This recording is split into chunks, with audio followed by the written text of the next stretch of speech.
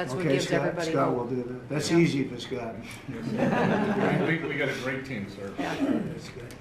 How about we go to Marco? You can talk a little bit about what's going on, and Well, go ahead. yeah, Mr. President, I don't know if one day perhaps the entire story will be told about the events of yesterday, but suffice it to say, it's not an exaggeration that none of it would have been possible without the President of the United States being involved.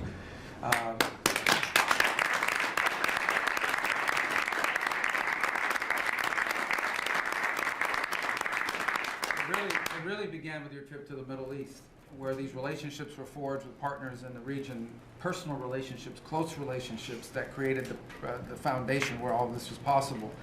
Where I think this really took a turn. Remember, a month ago, no one thought this was possible. Where it really took a turn about a month ago, less than a couple weeks ago, is when we were at the United Nations, and you convened an historic meeting, not simply of Arab countries, but of Muslim-majority countries from around the world, including Indonesia was there, Pakistan was there, and created this coalition behind this plan. Then on that following Monday, you met with the Prime Minister of Israel here, and that plan was presented. And then, of course, our great negotiating team followed up on it. In the interim, again, perhaps the stories will be told, perhaps they will never be told. The President had some extraordinary phone calls and meetings that required a high degree of intensity and commitment, and made this happen.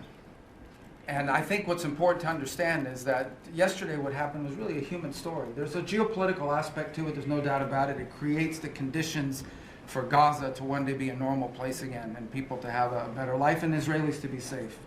But yesterday was a human story. And because of the work you put in, and honestly, not only is there no other leader in the world that could have put this together, Mr. President, but frankly, I don't know of any American president in the modern era that could have made this possible. Because of the actions you have taken unrelated to this, and because of who you are and what you've done and how you're viewed. And this weekend, because of that, at some point very soon, we are going to see 20 living human beings emerge from the darkness into the light for the first time in 2 years.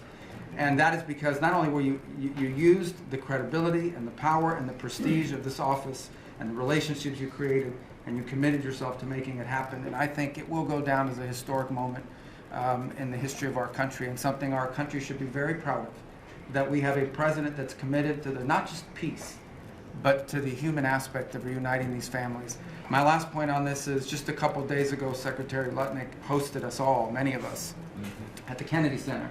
And we had these families, we've interacted with them for so many years, for 2 years now, and the stories are heartbreaking, both whose families are alive and those who are deceased as well, who want their relatives back so that they can complete the process of grieving. And we had all hoped that perhaps that was the day that we would have an announcement for them on the anniversary of the 7th, but I know you were able to speak to some of those families last night, and I just hope the whole nation understands how incredibly proud they should be of their president and of their country for the role that they've played. And I don't want to let this moment pass, Mr. President, without also noting the incredible work of Steve Witkoff and Jared Kushner. Yeah. They're an incredible team working together, facing some substantial impediments to even being there this weekend and doing it. Let me just leave it at that. And they've done a great job on your behalf, Mr. President. They deserve a tremendous amount of credit. But thank you for what you've done for the world. For the world. Thank you very much, Marco. I appreciate it.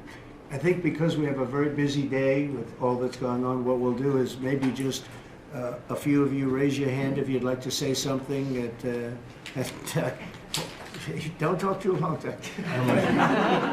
He's doing such a great job. So good that he could talk all day. That's the problem, right? But go ahead. And what we'll do is just take a few hands, and then we'll go back to getting peace done. Okay? We'll go a little bit quicker. We'll take a